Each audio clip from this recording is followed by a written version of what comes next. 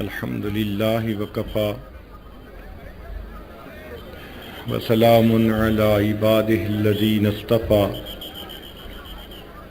اما بعد اعوذ باللہ من الشیطان الرجیم بسم اللہ الرحمن الرحیم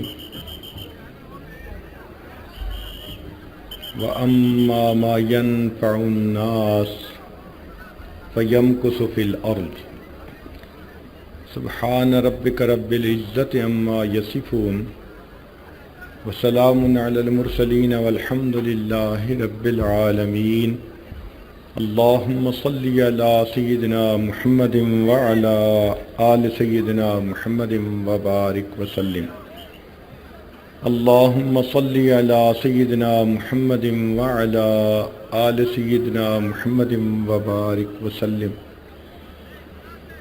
اللہم صلی علی سیدنا محمد وعلی آل سیدنا محمد وبارک وسلم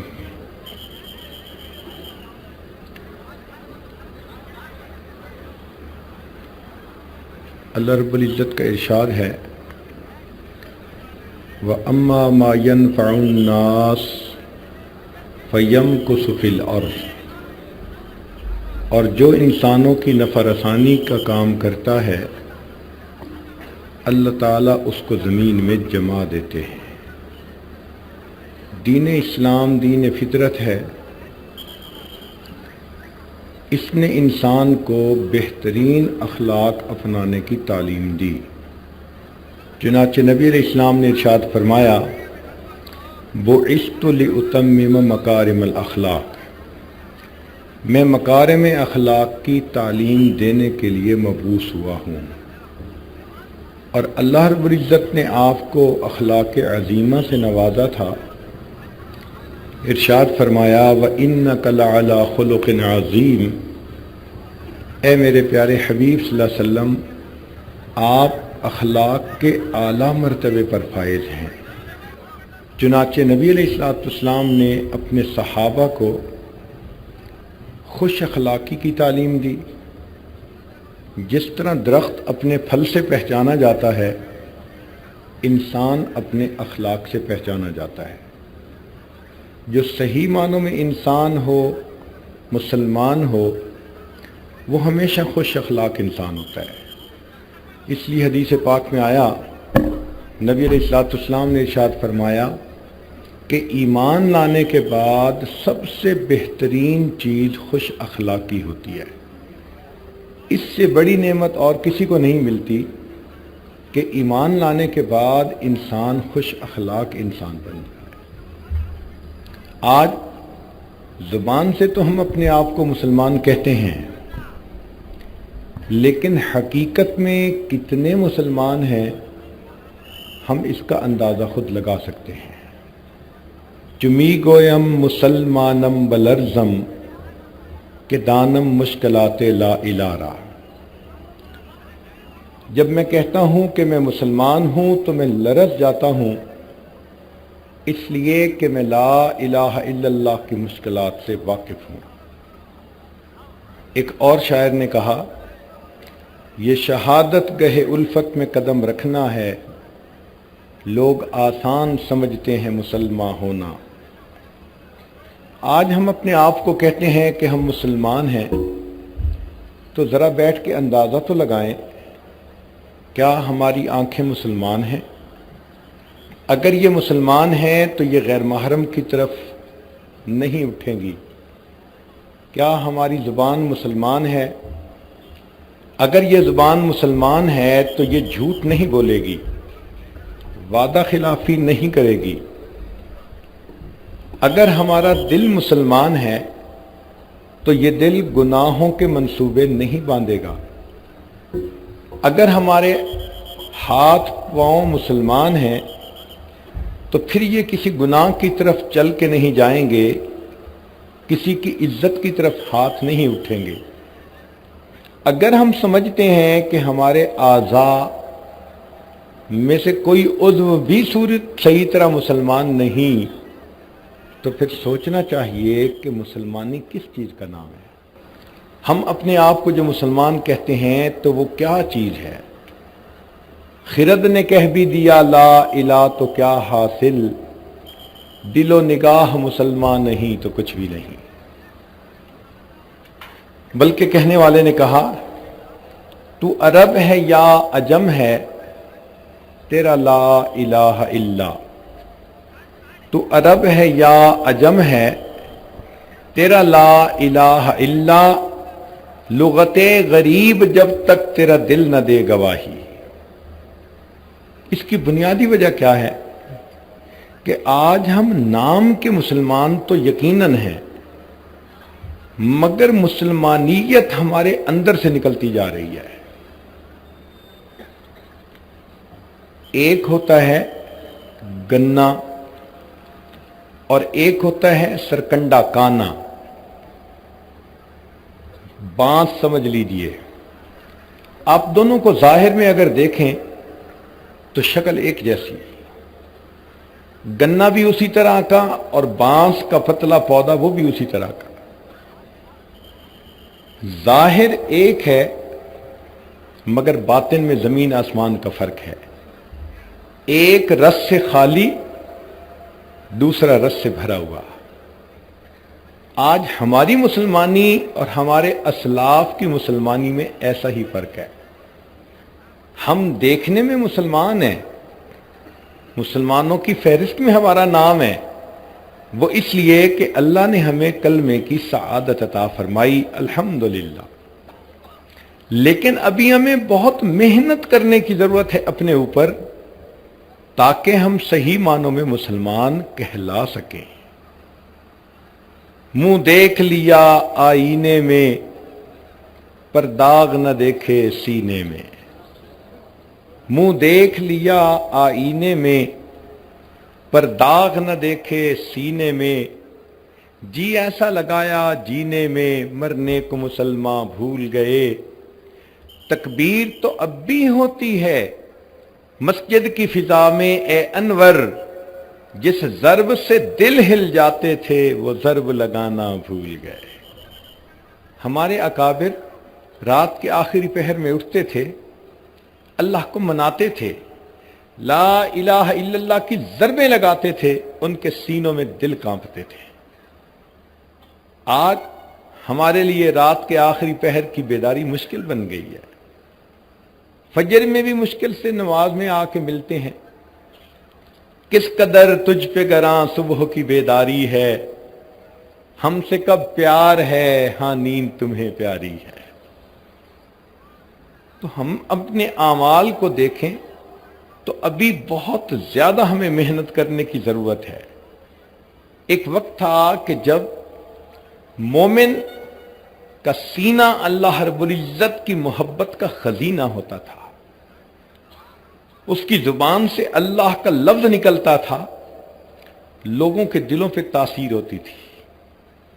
تیری نگاہ سے دل سینوں میں کانپتے تھے، تیری نگاہ سے دل سینوں میں کانپتے تھے، کھویا گیا ہے تیرا جذبے کلندرانہ۔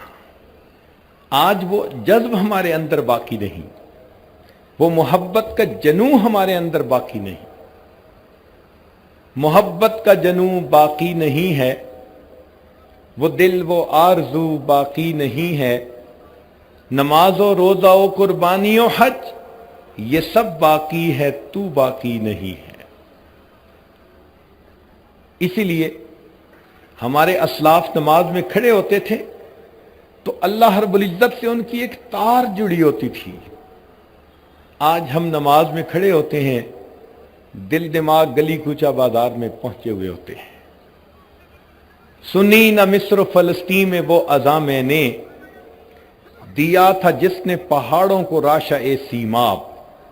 سیماب کہتے ہیں پارے کو، مرکری۔ اس کی یہ صفت ہے کہ یہ ہر وقت تھر تھراتا رہتا ہے، تھرکتا رہتا ہے۔ تو وہ فرماتے ہیں کہ مصر اور فلسطین میں بھی وہ اذان میں نے نہ سنی کہ جس اذان کو سن کر پہاڑ بھی پارے کی طرح کانپا کرتے تھے۔ سنی نہ مصر و فلسطین میں وہ اذان میں نے، دیا تھا جس نے پہاڑوں کو راشا سیماب۔ وہ سجدہ روح زمیں جس سے کانپ جاتی تھی، اسی کو آج ترستے ہیں منبر و محراب۔ منبر و محراب ترستے ہیں۔ کہاں گئے وہ لوگ جو سجدہ کرتے تھے تو زمین کانپتی تھی؟ آج ہماری نمازیں ایسی ہیں کہ زبان پہ فاتحہ چل رہی ہوتی ہے اور دل میں خیال کسی غیر کا چل رہا ہوتا ہے۔ بے ذوق سجدے، بے حضور نمازیں، یہ ہم آج اللہ رب العزت کے حضور تحفہ بھیج رہے ہوتے ہیں۔ آپ سوچئے تو صحیح، ہمیں اپنے اوپر کتنی محنت کرنے کی ضرورت ہے۔ بلکہ کہنے والے نے تو یہاں تک کہا، بزمیں چو سجدہ کردم لزمین دا برآمد، جب میں نے زمین پہ سجدہ کیا تو زمین سے یہ آواز آئی، بزمیں چو سجدہ کردم لزمین دا برآمد، کہ مرا خراب کر دی تو بسجدہ اے رعائی، اور رعا کے سجدہ کرنے والے تو نے مجھے بھی خراب کر ڈالا۔ میں جو سر بسجدہ ہوا کبھی تو زمین سے آنے لگی صدا، تیرا دل تو ہے صنم آشنا، تجھے کیا ملے گا نماز میں۔ تو اگر دل صنم آشنا ہوا تو نماز کی حضوری کہاں نصیب ہوگی؟ اس لیے آج اپنے آپ پر محنت کرنے کی ضرورت ہے۔ نبی علیہ الصلوۃ والسلام نے دین کو ڈیفائن کیا، ارشاد فرمایا، الدین النصیحہ، دین سراسر خیر خواہی ہے، دین سراسر خیر خواہی، الدین النصیحہ۔ طلباء جانتے ہیں کہ جب مبتدا اور خبر دونوں معرفہ لائے جائیں تو ان میں حصر ہوتا ہے، معنی یہ بنے گا الدین النصیحہ، دین ہی خیر خواہی ہے، یا یوں کہیں گے کہ خیر خواہی ہی دین ہے۔ دونوں ان میں چولی دامن کا ساتھ ہوتا ہے، آپس میں یہ لازم و ملزوم بن جاتے ہیں۔ معلوم یہ ہوا کہ جہاں دین ہوگا وہیں خیر خواہی ہوگی، اور جہاں آپ کو خیر خواہی نظر آئے وہیں آپ کو دین نظر آئے گا۔ دیندار انسان کبھی بدخواہ نہیں بن سکتا، بدخواہ انسان دیندار نہیں ہو سکتا۔ اور آج دیکھو ہم لوگوں کے دلوں میں اپنے قریب رہنے والوں کے بارے میں بدخواہی ہوتی ہے۔ نیت کا ٹھیک کرنا اس راستے کا پہلا قدم ہے۔ جب تک نیت ہماری ٹھیک نہیں ہوگی تب تک اللہ کے راستے پہ ہمیں آگے بڑھنا نصیب نہیں ہوگا۔ ہمارے علاقے میں ایک بزرگ گزرے ہیں، شیخ شہاب الدین سہروردی رحمۃ اللہ علیہ کے خلیفہ۔ انہوں نے اپنے علاقائی زبان میں ایک شعر کہا، وہ زبان ممکن ہے آپ نہ سمجھیں مگر اس کا ترجمہ آپ سمجھیں گے۔ فرماتے ہیں، جے ناتیاں دھوتیاں رب ملدا تے ملدا کنبیاں مچھیاں نو، اگر نہانے دھونے سے رب ملتا تو پھر مچھلیوں کو رب مل جاتا، وہ تو ہر وقت ہی نہاتی رہتی ہیں۔ جے ناتیاں دھوتیاں رب ملدا تے ملدا کنبیاں مچھیاں نو، اگر نہانے سے رب ملتا تو کچھوے اور مچھلی کو رب مل جاتا۔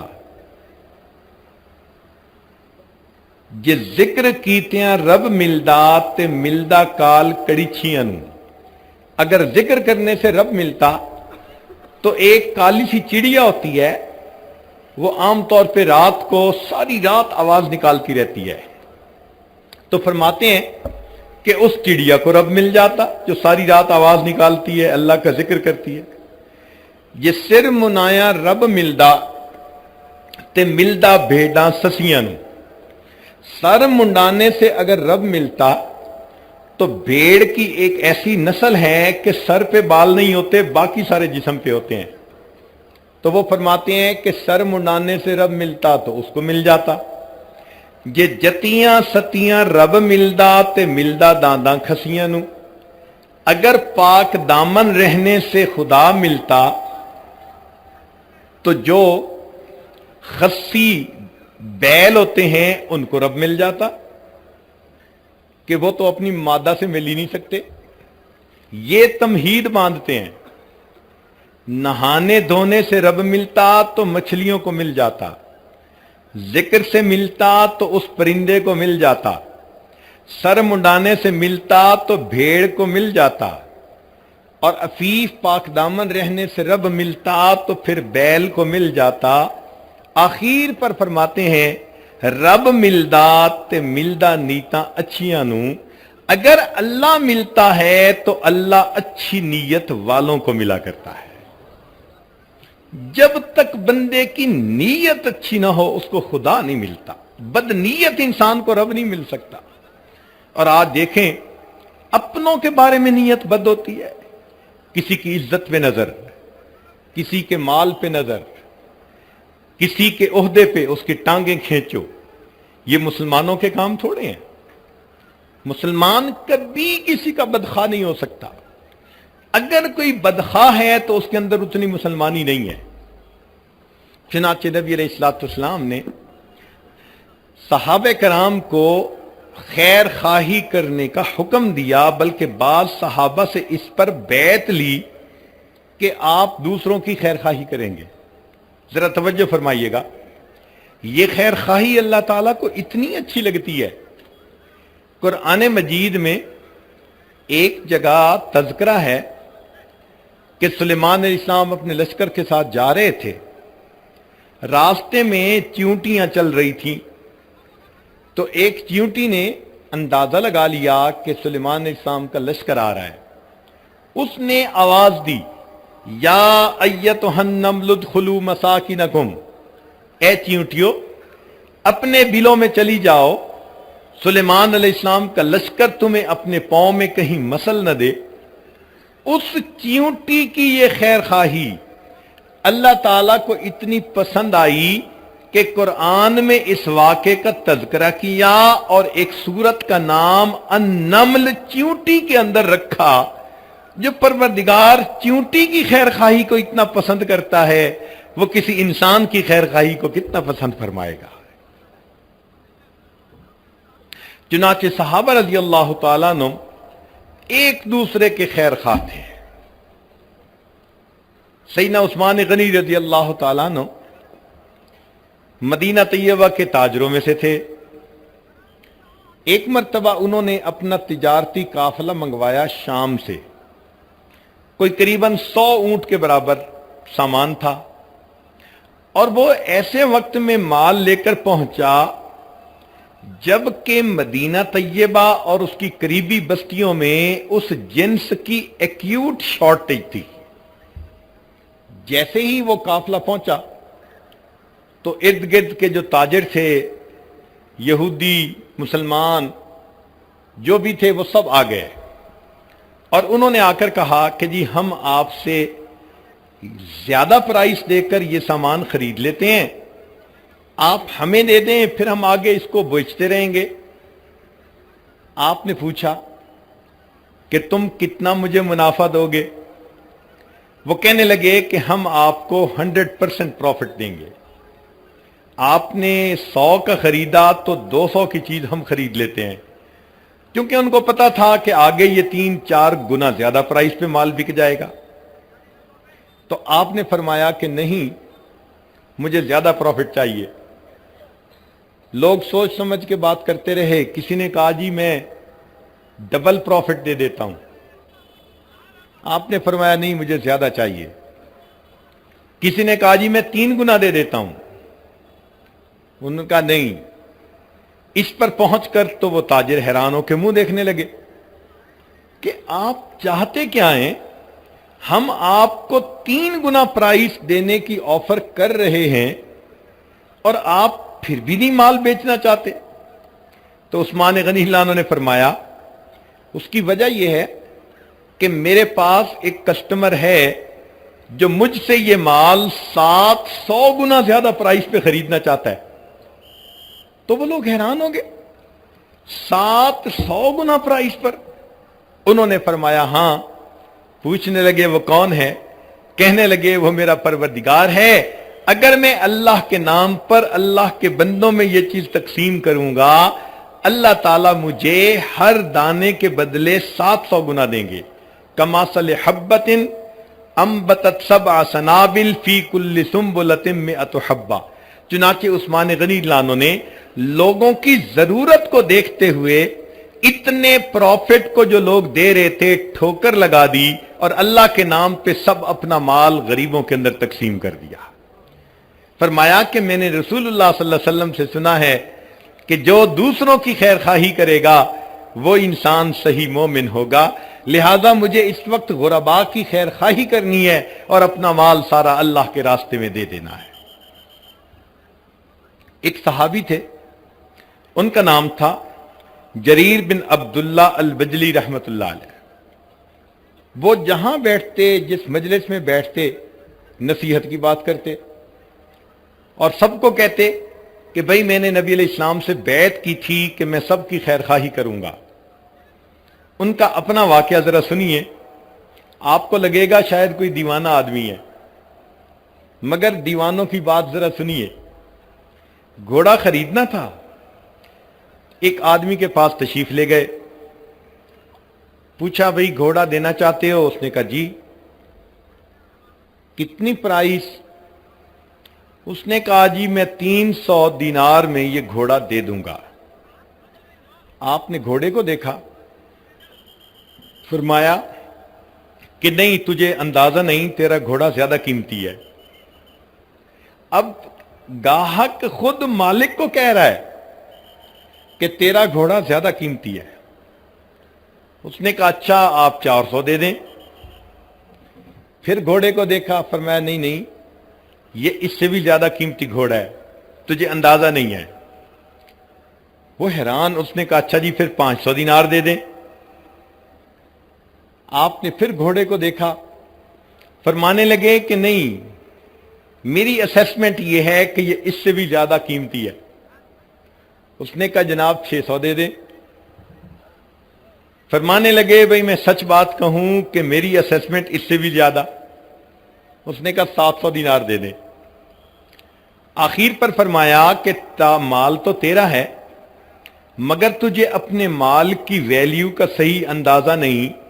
میں تیرا نقصان نہیں کرنا چاہتا، میں تجھے وہ پیسے دوں گا جو میرا دل گواہی دے گا کہ اس کے ہونے چاہیے. چنانچہ 300 دینار مانگنے والے بندے کو 800 دینار دے کر انہوں نے گھوڑا خریدا. کوئی سوچ سکتا ہے کہ اتنی خیر خواہی تھی ایک دوسرے کی؟ آج کے دور میں تو کسٹمر چاہتا ہے کہ بغیر پیسوں کی چیز لے جاؤں، اور جو مالک ہوتا ہے وہ چاہتا ہے کہ چیز دیے بغیر اس کی جیب کا پیسہ نکال لوں. یہ آج کل کی تجارت ہے. مگر نبی علیہ الصلوۃ والسلام نے خیر خواہی کا جذبہ دیا اور اس خیر خواہی نے ایسا معاشرہ جنم دیا، ایک دوسرے کو اپنے اوپر ترجیح دینے والے، ایک دوسرے کے ساتھ خیر کا معاملہ کرنے والے. چنانچہ مشہور واقعہ ہے کہ جنگ یرموک میں ایک صاحب بہت زیادہ پیاسے ہیں اور آخری لمحے میں ہیں، اور وہ کہتے ہیں العطش، پیاس، سخت گرمی تھی. ان کے چچا زاد بھائی ان کے پاس مشک تھی، وہ مشک لے کے پہنچے کہ ان کو پانی پلائیں.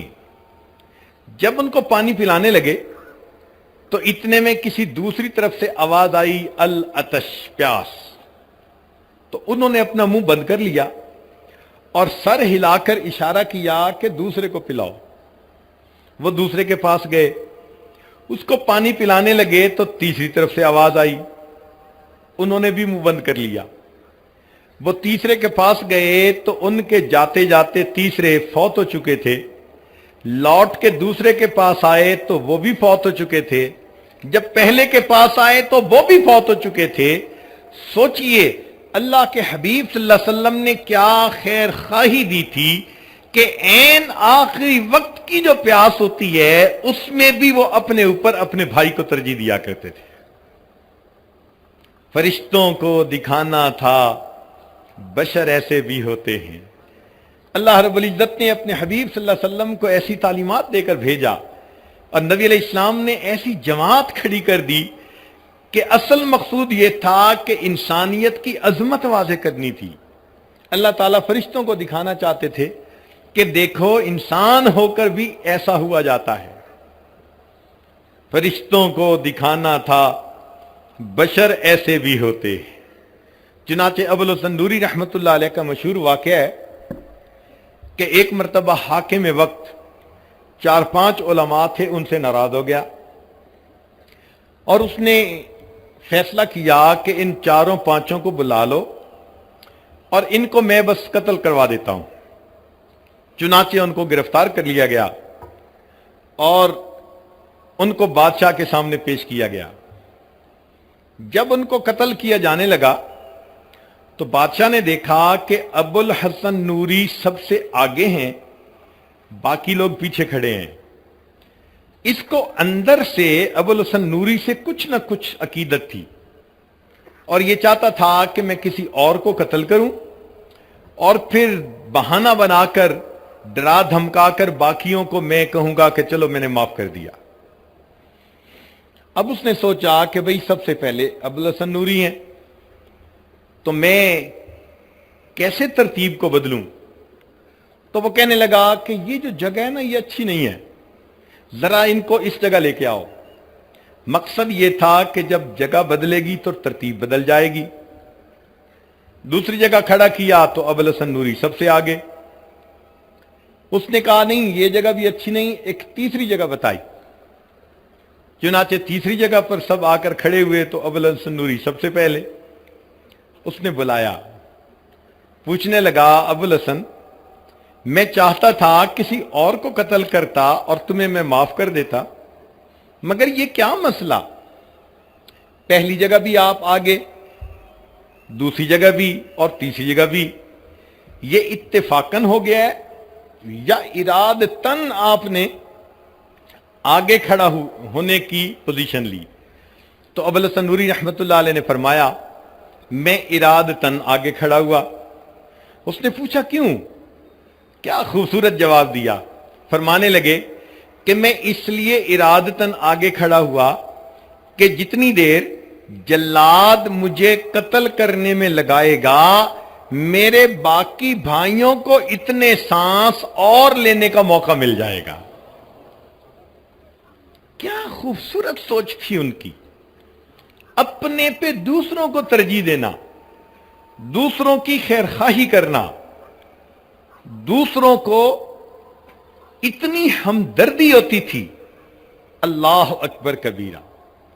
چنانچہ امام اعظم ابو حنیفہ رحمۃ اللہ علیہ وقت کے اتنے بڑے فقیہ بھی تھے کہ امام اعظم کہلوائے، مگر ساتھ ہی ساتھ ان کی تجارت بھی تھی، کپڑے کی دکان بھی تھی۔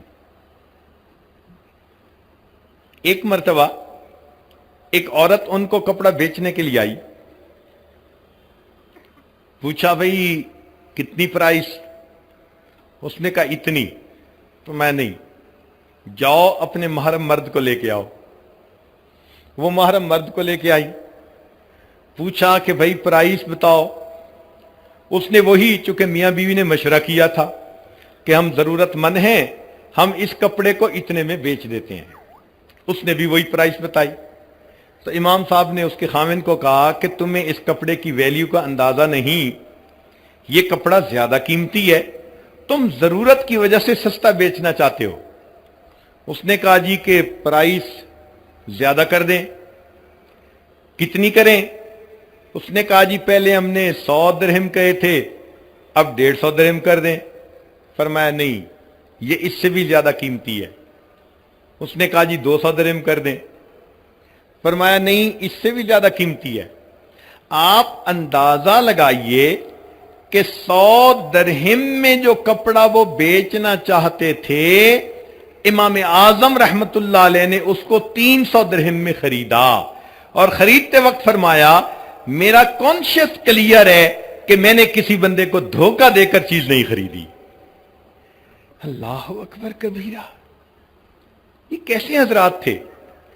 जो किसी का बुरा चाहते ही नहीं थे, सोचते ही नहीं थे कि किसी का बुरा हो, किसी का नुकसान हो, वो हर एक का फायदा चाहते थे। चुनाचे इमाम आजम अबू हनीफा रहमतुल्लाह अलैह एक मर्तबा असर के करीब अपनी दुकान बंद करके घर आ रहे हैं। एक साहब से मुलाकात हुई, उसने पूछा, नौमान आज दुकान जल्दी बंद कर दी, पहले तो मगरिब के वक्त बंद करते थे, आज जोहर के बाद ही बंद कर दी। फरमान लगे, हाँ आज मैंने जोहर के बाद बंद कर दी। वजह क्या है?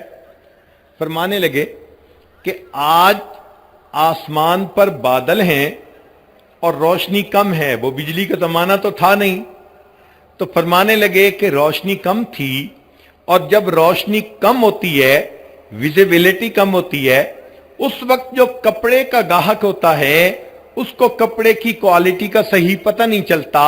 मैंने दुकान बंद कर दी, मेरी दुकान का कोई गाहक कम कीमत कपड़े को बेश कीमत समझकर मुझसे न खरीदे, उसको कहीं नुकसान ना हो जाए।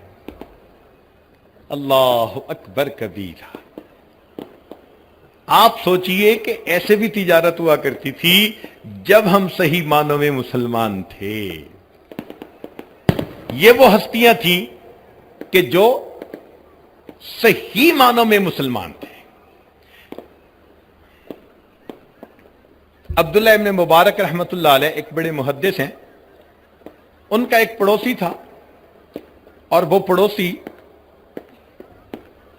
मकान बेचना चाहता था। तो खरीदार ने आके पूछा, मकान की कितनी कीमत? उसने कहा, जनाब 2000 दीनार। उसने कहा, भाई इस मकान की कीमत तो 1000 दीनार बहुत है, इस नेबरहुड में तो 1000 दीनार कीमत बहुत है। तो उसने आगे से कहा, हां मकान की कीमत है 1000 दीनार, और दूसरा 1000 दीनार अब्दुल्ला इब्ने मुबारक के पड़ोस की कीमत है। जब हम सही मानों में मुसलमान थे, हमारे हमसाए के घरों की कीमतें बढ़ जाया करती थी। लोग हमारे साथ मिलकर रहना इतना पसंद करते थे। वो समझते थे कि ये खैर खा इंसान है, ये नेक नियत इंसान है, इससे बेहतर मुझे नेबर दुनिया में कोई नहीं मिल सकता। सोचिए, जब हम सही मानों में मुसलमान थे, हमारे अखलाक उस वक्त कितने अच्छे हुआ करते थे। चुनाचे बगदाद जब पूरी दुनिया का मरकज था, उस वक्त कुफार ने सोचा कि मुसलमानों के मुआशरे का अंदाजा तो लगाया जाए कि क्या वजह है कि ये जहां जाते हैं कामयाबी इनके कदम चूमती है, इनके माहौल में आपस में मेल जो लेन देन ये कैसा है। चुनाचे उन्होंने एक आदमी को भेजा कि जाएं और इनके माहौल मुआशरत को जरा स्टडी करके आएं। वो आया, बगदाद पहुंचा तो थका हुआ था। उसने सोचा कि क्यों ना मैं खाना खा लूं, लिहाजा वो एक रेस्टोरेंट पे आ गया और वहां बैठ के उसने खाना खाना शुरू किया। मगर उसने फील किया कि खाने के दौरान एक और बंदा था जो करीब खाना खा रहा था, और वो कभी कभी इसकी तरफ देख रहा था। तो इसको फील हुआ कि ये बंदा मुझे वॉच कर रहा है। उसने दिल में सोचा, मैं परदेसी हूं, नौवारिद हूं, ये जरा मेरी शक्ल को देख के पहचान रहा होगा कि ये बाहर से आया है। खैर, इसने खाना खा लिया। जब खाना खा लिया तो उसके बाद ये काउंटर पर आया और उससे कहा कि जी मैंने खाना खा लिया, मुझे बिल बताएं। उसने कहा, जनाब आपका बिल तो पे हो चुका। मेरा बिल कैसे पे हो चुका?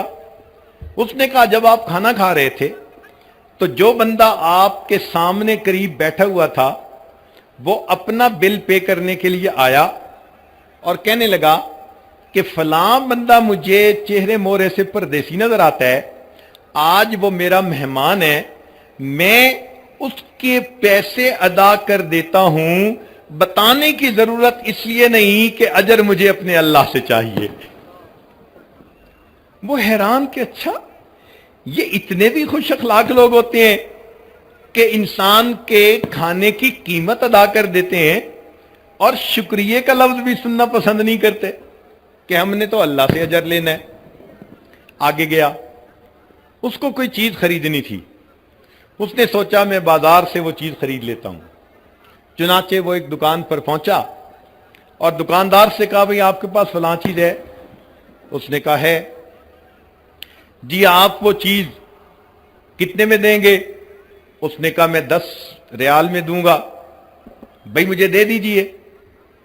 कहने लगे आप जरा मेरे साथ कोऑपरेट करें, सामने जो दुकानदार है ना, आप उसके पास चले जाएं, यही चीज आपको इतनी ही प्राइस में वहां से मिल जाएगी। वो सामने चला गया, वहां उसने जाके वो चीज मांगी, उसने 10 दिरहम बताए, तो 10 दिरहम में उसने वो चीज ले ली। लेकिन उसके ज़हन में ख्याल आया, यार पहले दुकानदार ने खुद कुछ नहीं लिया और मुझे दूसरे की तरफ डायरेक्ट कर दिया, ये क्या मसला है? वो लौट के पहले दुकानदार के पास आया और उस दुकानदार से कहता है कि जनाब आपके पास चीज थी नहीं या आपने मुझे बेची नहीं?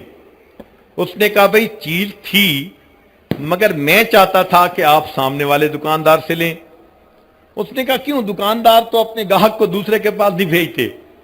तो वो दुकानदार कहने लगा असल वजह यह है कि आज मेरे पास इतने ग्राहक आए कि मेरे बच्चों का गुजारा बड़ा अच्छा हो जाएगा। मैं देख रहा था मेरे उस दुकानदार भाई के पास आज कोई कस्टमर नहीं आया, मैंने सोचा आप उससे खरीद लेंगे, उसको कुछ मुनाफा होगा तो उसके बच्चों के लिए भी आज कुछ इंतजाम हो जाएगा। एक वक्त था इतनी खैर खाही दिल में भरी होती थी कि 2 दुकानदार हमसाए में होते थे, वो एक दूसरे के इतने खैर खा होते थे। ये वो हस्तियां थी कि जिन्होंने दीन को समझा और दीन को अपनाया। अल्लाह ताला चाहते हैं कि मेरे ऐसे बाअखलाक बंदे दुनिया में हों ताकि पता चले कि सही मानों में मोमिन मुसलमान कौन होता है। फरिश्तों को दिखाना था, बशर ऐसे भी होते हैं। चुनाचे एक वाकया और सुन लीजिए। एक ऐसा शहर है जिसमें काफिर मुसलमान सब मिलके रहते हैं। एक मुसलमान नौजवान उस शहर में किसी दूसरे शहर से आया कारोबार के लिए और उसने वहां आके अपना काम करना शुरू कर दिया। अब काम के दौरान छुट्टी का दिन था, उसने सोचा भाई चलो मैं कोई शिकार कर लेता हूं परिंदों का। उसने तीर कमान संभाला और वो शहर के अतराफ में आ गया, सबर्ब में। वहां उसने परिंदों को तीर के जरिए शिकार करना शुरू किया। अल्लाह की शान कि एक तीर जो उसने चलाया तो वो परिंदे को लगने की बजाय दूर एक लड़का था खड़ा हुआ, उसको जाकर लगा और लड़के की वहीं पर डेथ हो गई। अब ये मुसलमान था, कोई हम जैसा होता तो भागी जाता कि पता ही नहीं चले क्या हुआ। वो रुका, उस बच्चे के पास गया, उसको संभाला, फिर पता किया इसके वालिदैन कौन है, वालिदैन को बताया। वो ईसाई माँ बाप थे जिनका वो बच्चा था। उनको कहा कि भाई मैंने परिंदे को निशाना बनाया था लेकिन निशाना खता गया, बच्चे को लग गया, तो ये एक मिस्टेक है मेरी। जब वहां थे तो वहां और लोग भी आ गए, उनके रिश्तेदार।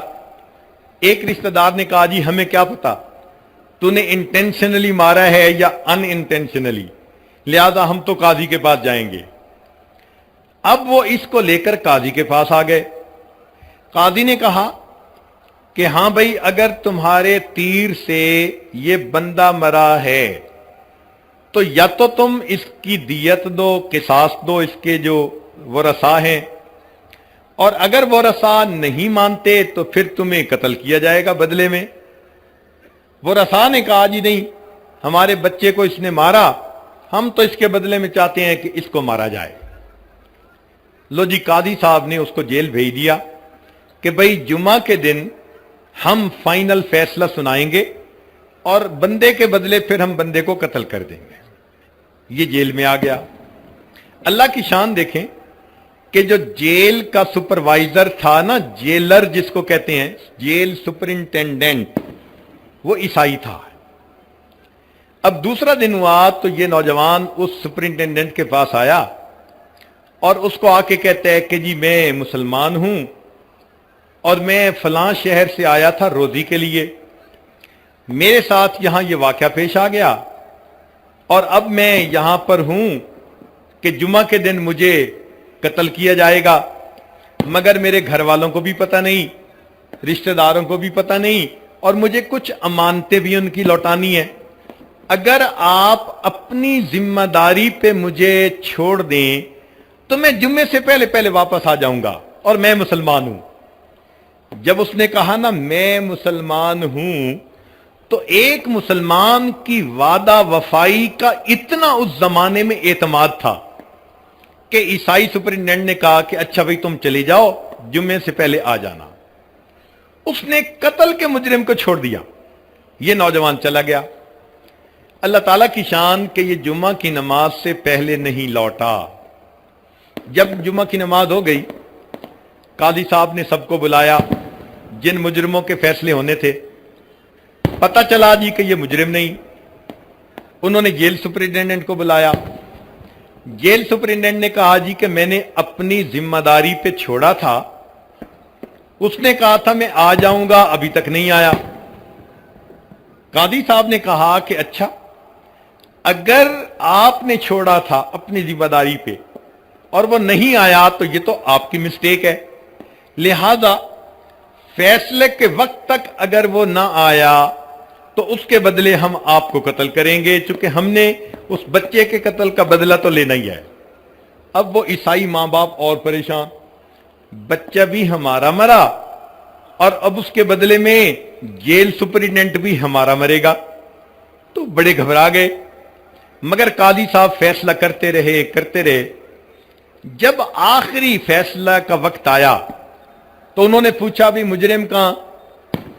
तो वो सुपरिटेंडेंट आगे बढ़ा, उसने कहा जी मैंने उसे भेजा था अपने एतमाद पर, अभी तक नहीं आया। इतने में एक आदमी ने कहा वो जी जरा रुकें, वो दूर से ऐसे लगता है कोई बंदा दौड़ा आ रहा हो। कादी साहब ने कहा हां इंतजार कर लेते हैं।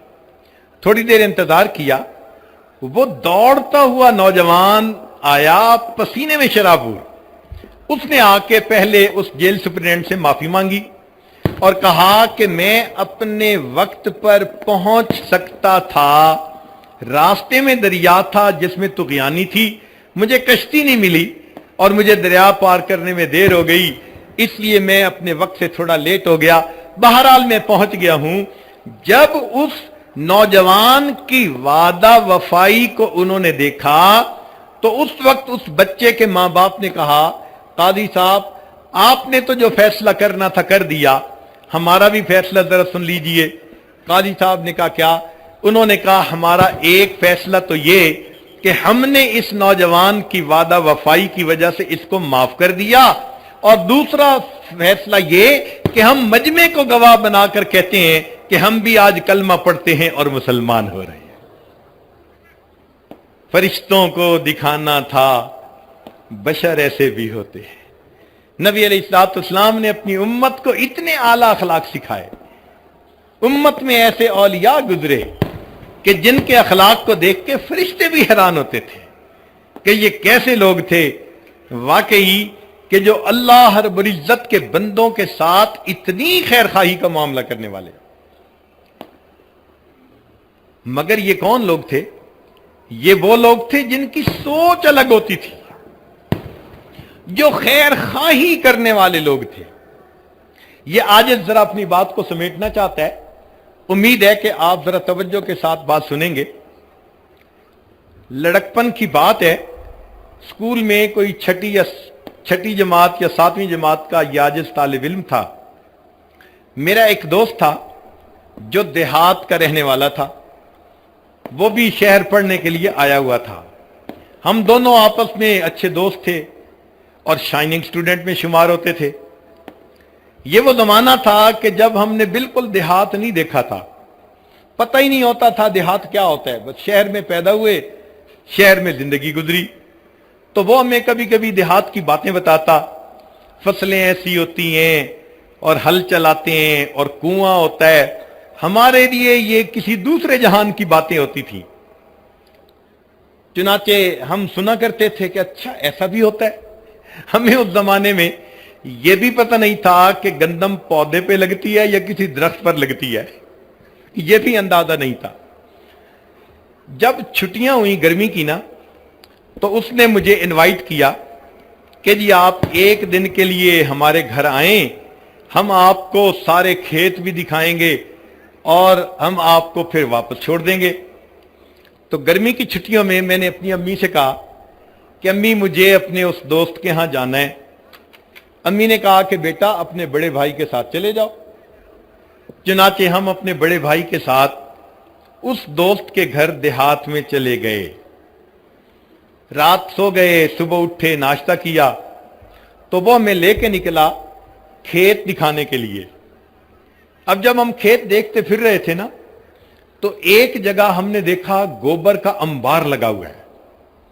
तो उसको देखते ही मैंने उसे कहा, यार ये क्या है? ये तो नजस होता है, ये तो नापाक होता है, ये तो बदबूदार होता है, इसको क्यों इकट्ठा करके रखा हुआ है? फिर जो नजर दौड़ाई तो एक और खेत में गोबर पड़ा नजर आया। तो मैंने कहा ये तो नापाक होता है, इसको यहां रखा हुआ है। उसने कहा कि जो इस खेत का फार्मर है ना, ये उससे जाके पूछ लो। तो वो किसान करीब खड़ा हुआ था जो हल चला रहा था। मैं उसके पास गया और मैंने कहा, अंकल ये तो गोबर नापाक होता है और ये तो गंदा होता है और इसमें तो बू होती है। चूंकि वालिदैन ने नजासत के बारे में शुरू में वार्न कर दिया था, भाई इनसे बचने की जरूरत है, तो एक बचपन की वजह से नफरत दिल में थी ना। मैंने कहा ये आपने यहां जमा करके रखा हुआ है, कितनी अजीब बात है। वो कहने लगा, बच्चे आपके लिए ये नजासत है, मेरे लिए ये फर्टिलाइजर है। मैं जमीन में हल चलाता हूं और ये गोबर मिला देता हूं, फिर उसके बाद उस जमीन में मैं काश्त करता हूं और काश्त करने के बाद जब मेरी सब्जियां उगती हैं तो पहले से बहुत ज्यादा होती हैं और मुझे बड़ा अच्छा प्रॉफिट मिलता है। अब उसकी बात सुन के उस वक्त तो मैं चुप हो गया, लेकिन आज जब मैं सोचता हूं तो दिल में यह बात आती है, ए इंसान जिसे हम गंदगी कहते हैं, नजासत कहते हैं, नापाक कहते हैं, बदबूदार समझते हैं, उस गोबर को अगर किसी फसल के अंदर डाल दिया जाए तो गोबर उस फसल को फायदा दे देता है। तो इंसान होकर अगर साथ वाले इंसान को फायदा नहीं देता, अल्लाह की नजर में गोबर से भी तू क्या गुजरा है। हमें अल्लाह रब्बुल इज्जत ने इंसान बनाया, हम अपने साथ वालों को फायदा पहुंचाएं, घर वालों को फायदा, रिश्तेदारों को फायदा, अपने हमसायों को फायदा, मुआशरे को फायदा।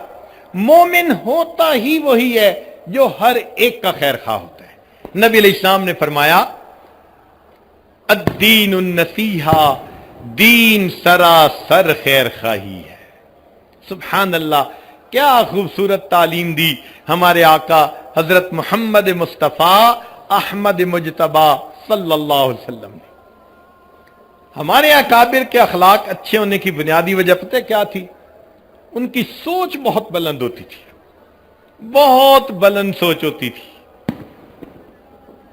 बुलंद सोच होने की वजह से उनके मकाम बुलंद हो गए थे। आप गौर करें कि एक पितंगा है, उसको परवाना कहते हैं, उसी से मिलता जुलता एक और है जिसको मक्खी कहते हैं, उसके भी दो पर, इसके भी दो पर। इसको परवाना नहीं कहते, हालांकि ये उससे मिलता जुलता है, साइज भी एक जैसा, मगर उसको परवाना कहेंगे और इसको मक्खी कहेंगे।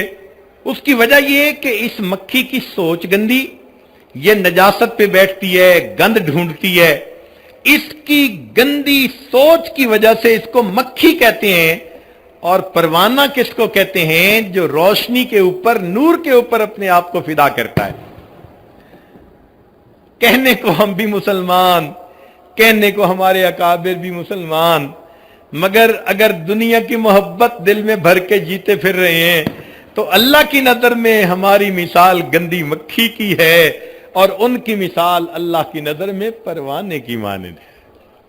آج ہمیں سوچنا ہے کہ ہم نے جو نام کے مسلمان ہیں، کام کا مسلمان بننے کی ضرورت ہے۔ تو ہمارے اکابر کو دیکھیے اللہ رب العزت نے کیا سوچ دی تھی۔ ایک دو واقعات سن کے یہ عاجز اپنی بات کو مکمل کر دے گا، ذرا توجہ کے ساتھ سنیے گا۔ دہلی کی جامع مسجد، ایک انگریز دہلی کی جامع مسجد دیکھنے کے لیے آیا۔ وہ آرکیٹیکٹ تھا اور اس کو پتا تھا کہ جامع مسجد کے اندر بڑی اچھی کیلی گرافی کی گئی ہے، تو چونکہ اس کے فن کا کام تھا وہ دیکھنے کے لیے آیا۔ اب دہلی کی جامع مسجد میں کئی سیڑھیاں ہیں، چڑھ کے جاتے ہیں، اور سیڑھیوں پہ آپ نے دیکھا کہ کئی مرتبہ فقراء بیٹھے ہوتے ہیں، سائل بیٹھے ہوتے ہیں۔ تو ایک معذور فقیر تھا، وہ بیٹھا ہوا تھا۔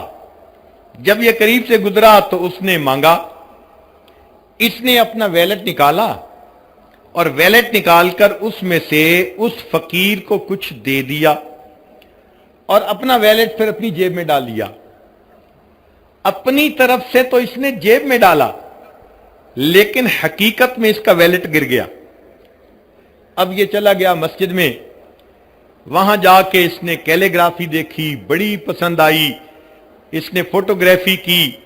اس کی بیوی بھی اسی شعبے سے تعلق رکھتی تھی۔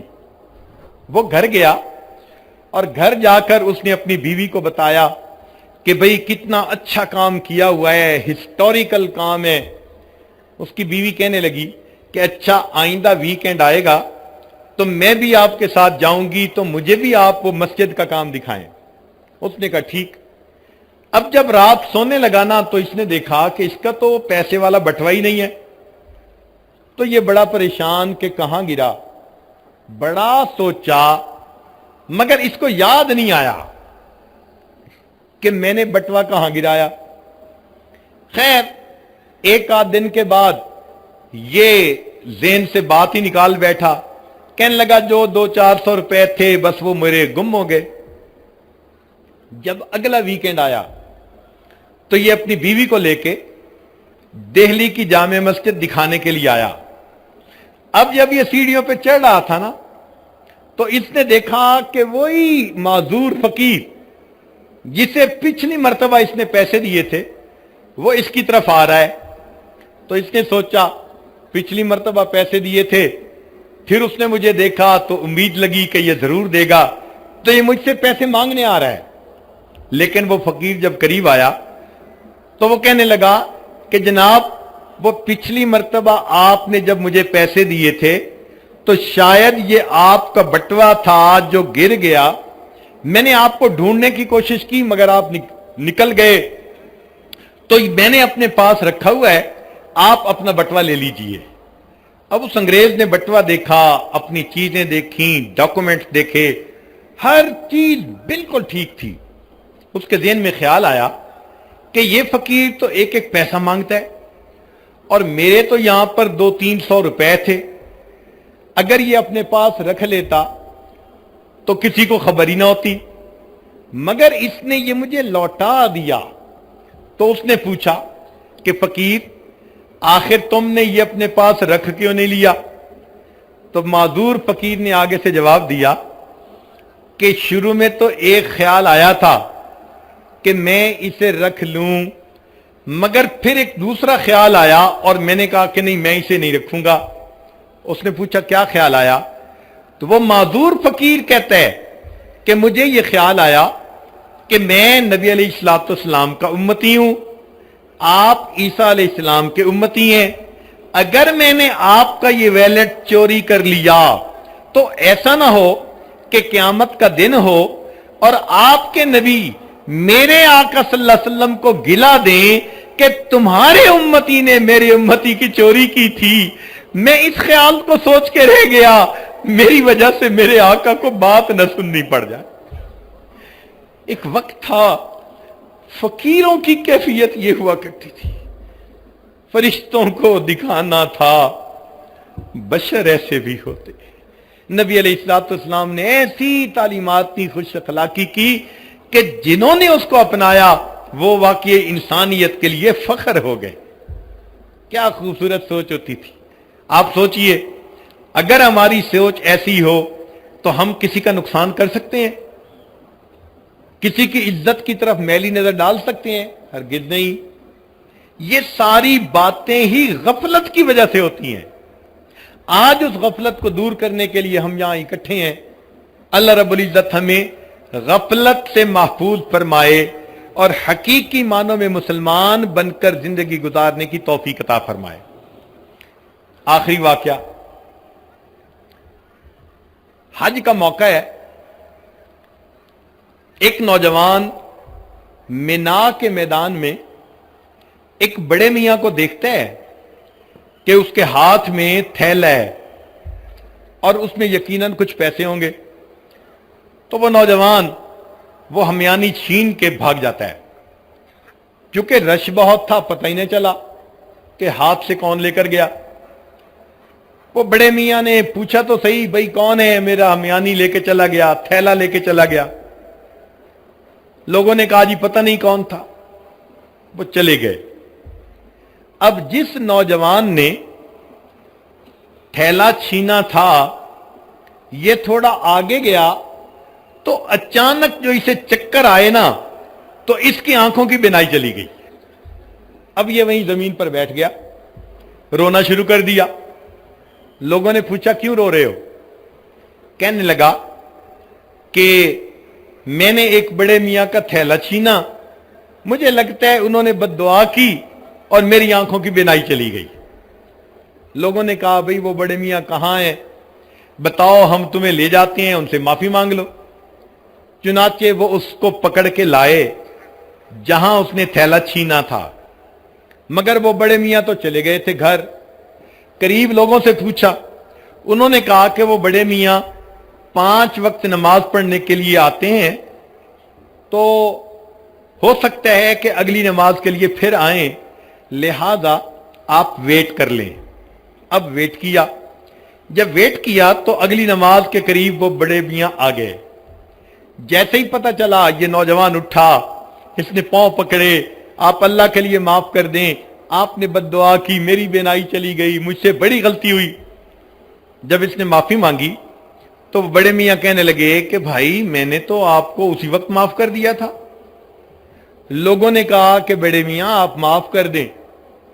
بڑے میاں کہنے لگے میں نے تو اسی وقت معاف کر دیا تھا۔ اب سارے لوگ حیران۔ ایک صاحب نے پوچھا کہ بھائی یہ آپ کا تھیلا لے کے چلا گیا اور آپ کہتے ہیں کہ میں نے اسی وقت معاف کر دیا تھا؟ تو بڑے میاں کہنے لگے ہاں مجھے ایک خیال آ گیا تھا۔ پوچھا بڑے میاں کیا خیال آیا تھا؟ بڑے میاں کہنے لگے کہ میں نے علماء سے یہ سنا ہے، نبی علیہ السلام نے ارشاد فرمایا قیامت کے دن میری امت کا حساب کتاب ہوگا، جب تک آخری امتی کا حساب نہیں ہوگا میں اس وقت تک جنت میں نہیں جاؤں گا۔ تو میرے ذہن میں خیال آیا کہ یہ نوجوان میرا تھیلا لے کر بھاگ گیا، اب اگر اسے میں نے معاف نہ کیا تو قیامت کے دن اللہ رب العزت کی بارگاہ میں مقدمہ پیش ہوگا، اور جتنی دیر فیصلہ ہونے میں لگے گی میرے آقا کو انتظار کرنا پڑے گا۔ میں نے معاف کر دیا، نہ قیامت کے دن مقدمہ پیش ہو، نہ میری وجہ سے میرے آقا صلی اللہ علیہ وسلم کو جنت میں جانے میں دیر لگے۔ اللہ اکبر کبیرہ۔ اگر ہماری یہ سوچ ہو جائے، میاں بیوی میں جھگڑے ہو سکتے ہیں، بھائی بھائی میں جھگڑے ہو سکتے ہیں، دو مسلمانوں میں جھگڑے ہو سکتے ہیں؟ ہو ہی نہیں سکتے، اس لیے کہ وہ ایک دوسرے کے خیر خواہ ہوتے ہیں۔ چنانچہ سیدنا عمر فاروق لانو کا زمانہ ہے، 2 مسلمانوں کے درمیان ایک مقدمہ آیا۔ ذرا سنیے گا مقدمہ کیا تھا۔ ایک صاحب نے زمین بیچی اور دوسرے نے زمین خریدی.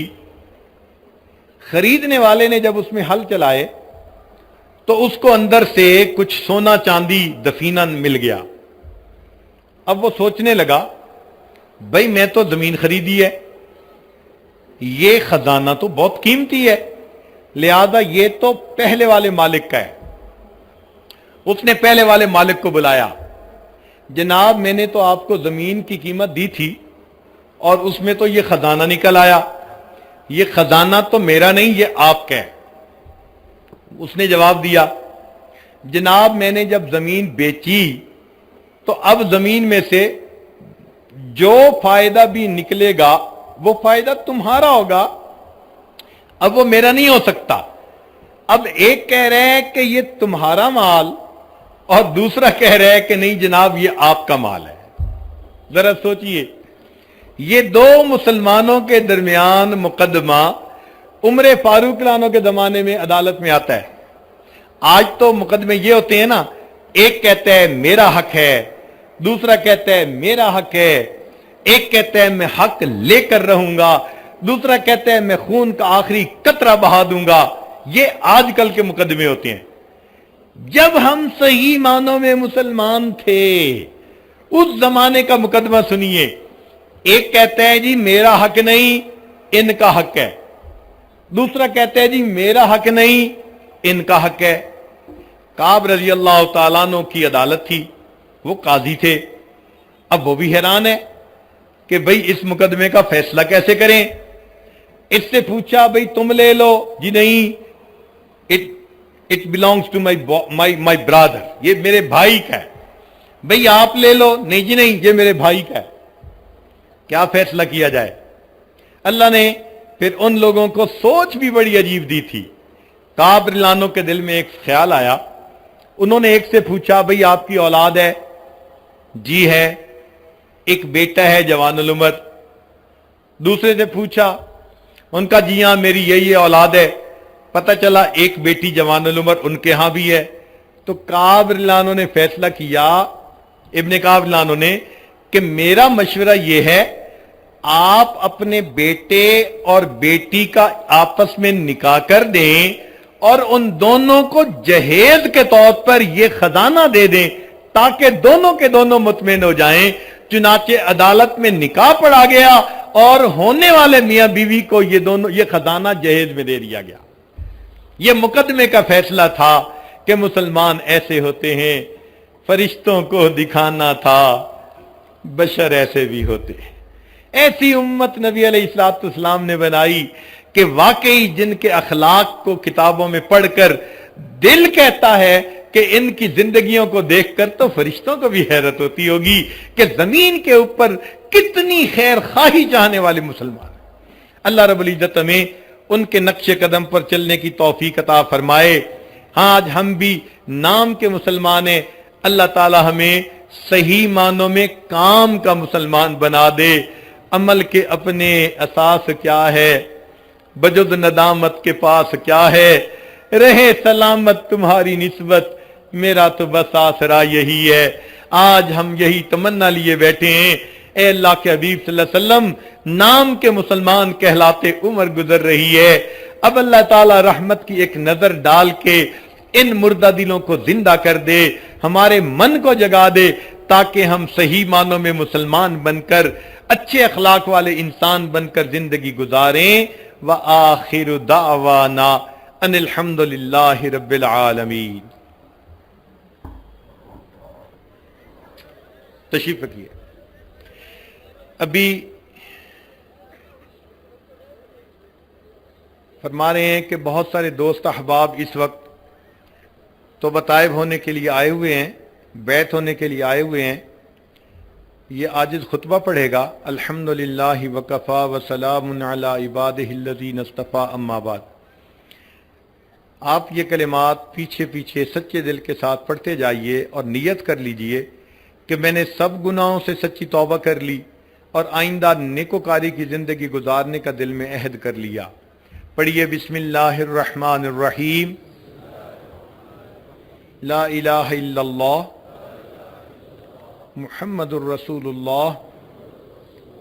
آمنت باللہ وملائکتہ وکتبہ ورسلہ والیوم الآخر والقدر خیرہ وشرہ من اللہ تعالی والبعث بعد الموت آمنت باللہ کما ہوا باسمائہ وصفاتہ وقبلت جمیع احکامہ اقرار باللسان وتصدیق بالقلب اشہد ان لا الہ الا اللہ واشہد ان محمدا عبدہ ورسولہ استغفر اللہ ربی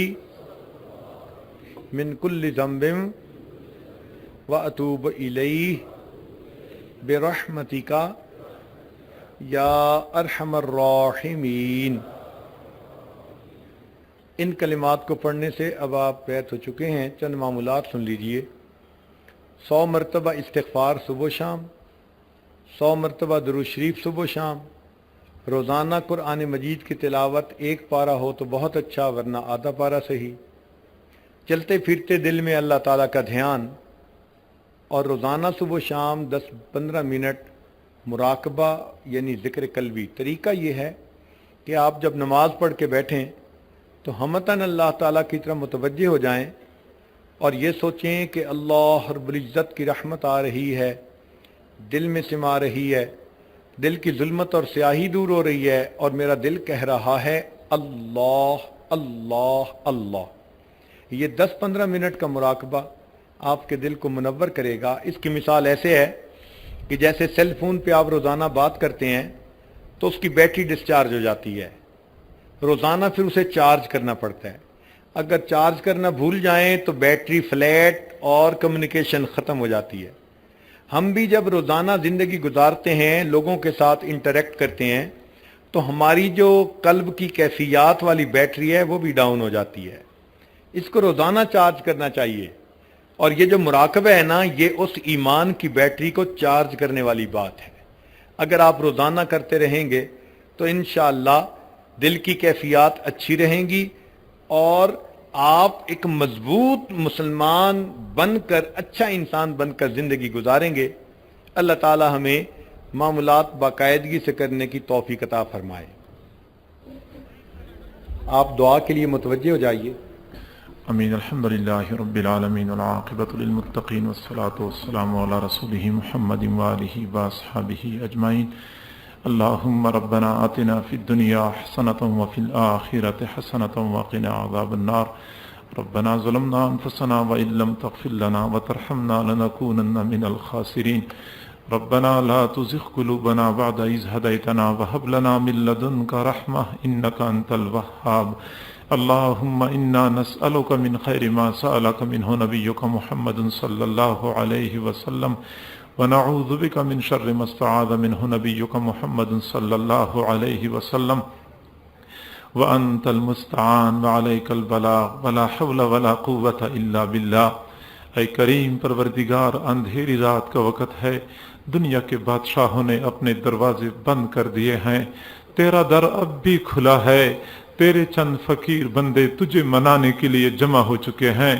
اللہ ہم سب کے گناہوں کو معاف فرما، سب کی خطاؤں کو معاف فرما، اللہ سب کے عیبوں کی پردہ پوشی فرما، ہمیں گناہوں سے پاک صاف زندگی نصیب فرما، معصیت سے خالی زندگی نصیب فرما۔ کریم پروردگار ہمیں ایمان کی حلاوت نصیب فرما، سجدوں کا سرور عطا فرما، مناجات کی لذت نصیب فرما، رات کے آخری پہر اٹھنے کی توفیق عطا فرما۔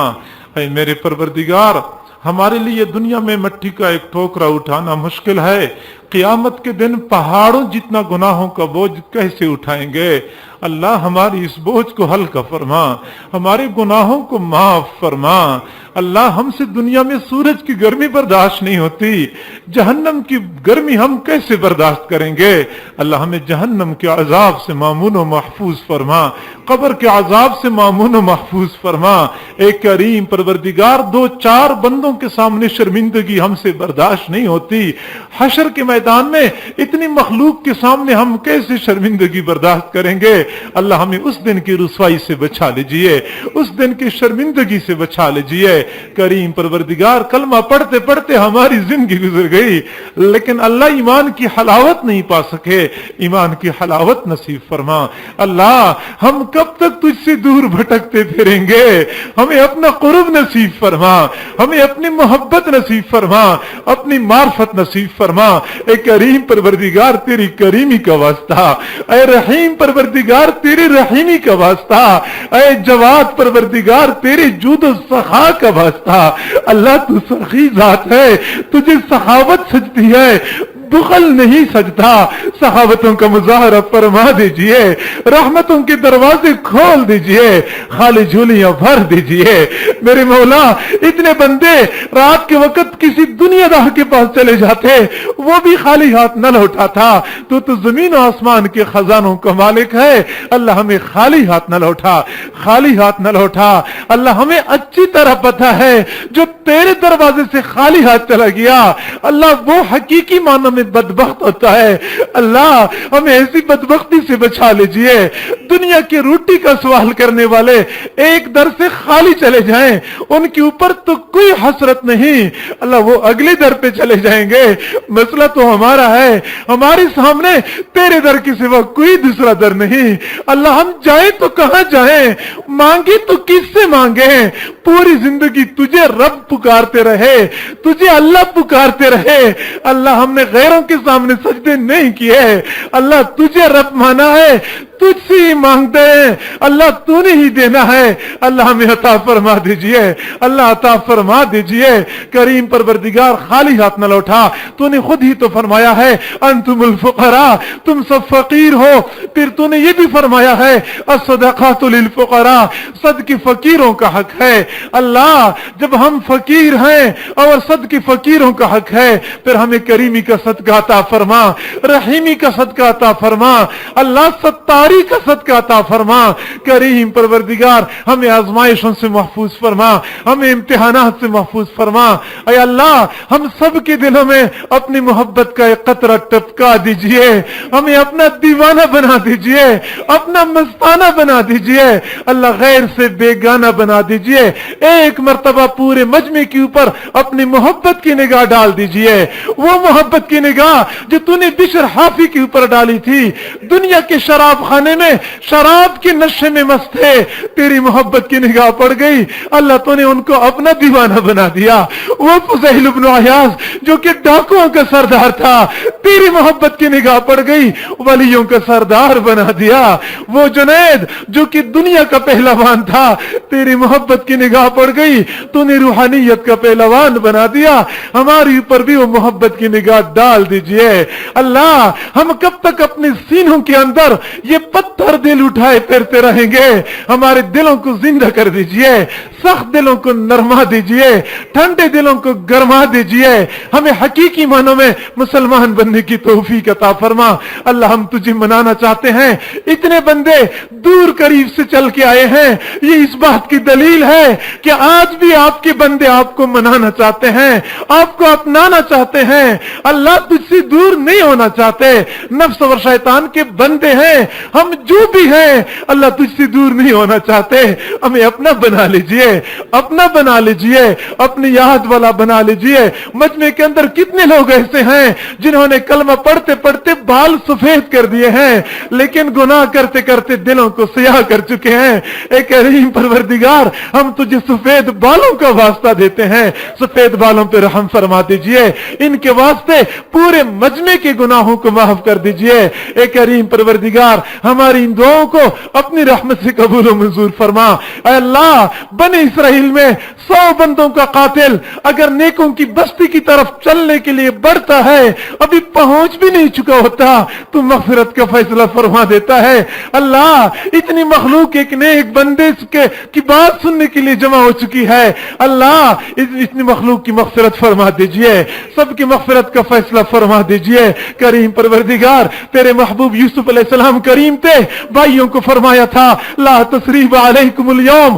तेरे महबूब अलैहिस्सलाम करीम थे, फतह मक्का के मौके पे कुरैश को फरमाया था ला तसरीब अलैकुमुल यौम इज़हबू अंतुमुत तुलका। अल्लाह, तू उन दोनों से बड़ा करीम है, तू तो उनका भी रब है। अल्लाह, तेरे करम की कोई इंतहा नहीं। अल्लाह, एक मर्तबा मजमे को फरमा दीजिए ला तसरीब अलैकुमुल यौम इज़हबू अंतुमुत तुलका।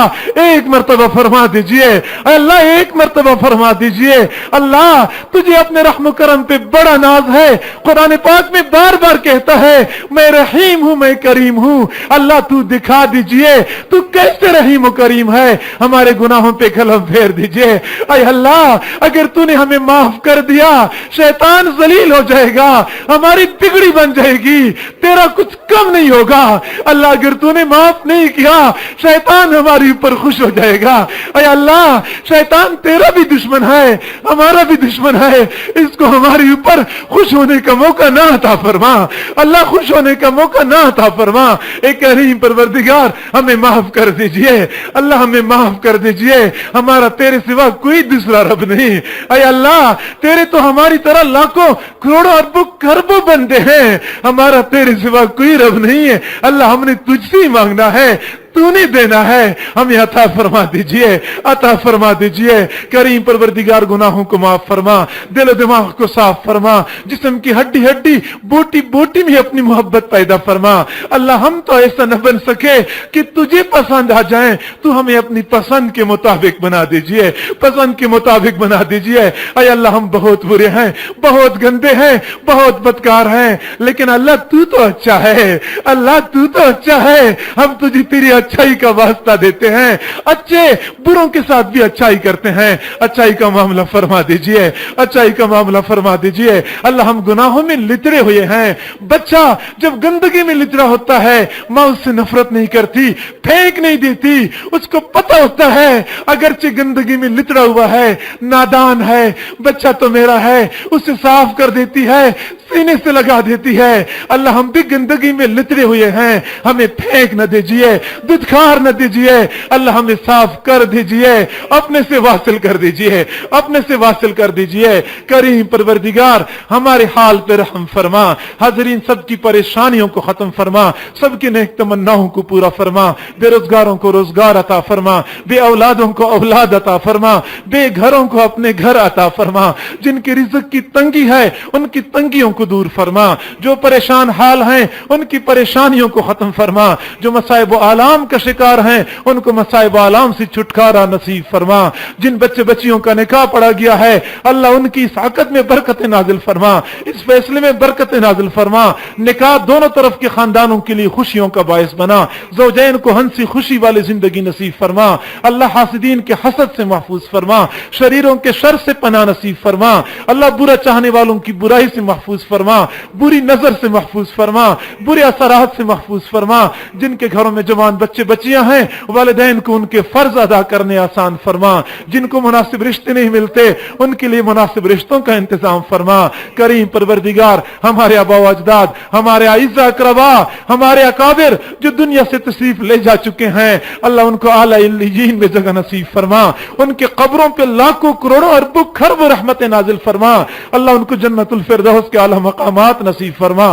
करीम परवरदिगार, मजमे के अंदर कितने तलबा, कितने उलमा, पढ़ने पढ़ाने वाले, दीन का काम करने वाले हजरात मौजूद हैं, तमाम हजरात की मेहनतों को बराबर फरमा, सबको मेहनतों को शर्फ़ कबूलियत नसीब फरमा। अल्लाह, दीन की खिदमत के लिए अल्लाह हमें कबूलियत नसीब फरमा, जिंदगी के आखिरी लम्हे तक दीन का काम करने की तौफीक नसीब फरमा। जो हजरात जिस तर्ज पे दीन का काम करते हैं, जो जमात दीन का काम करती हैं, जो इदारे दीन का काम करते हैं, सबकी मेहनतों को बराबर फरमा, तरक्की की रुकावटों को दफा दूर फरमा, आसानियां पैदा फरमा, پوری امت کے بارے میں خیر کے فیصلے نازل فرما۔ اے اللہ ہمیں حقیقی معنوں میں اپنے گھر کے اندر، معاشرے کے اندر، اپنے ماحول میں صحیح معنوں میں انسان بننے کی توفیق عطا فرما، ہمیں اخلاق کے حمید نصیب فرما، ہمیں دوسروں کے لیے رحمتوں کا باعث بنا، زحمتوں کا باعث نہ بنا، ہماری ان دعاؤں کو اپنی رحمت سے قبول و منظور فرما۔ وصلی اللہ تعالی علی خیر خلقہ محمد وآلہ واصحابہ اجمعین برحمتک یا ارحم الراحمین۔ تنهدى يا صاحي كي تستريح وبث الدعاء الخفي الصريح يا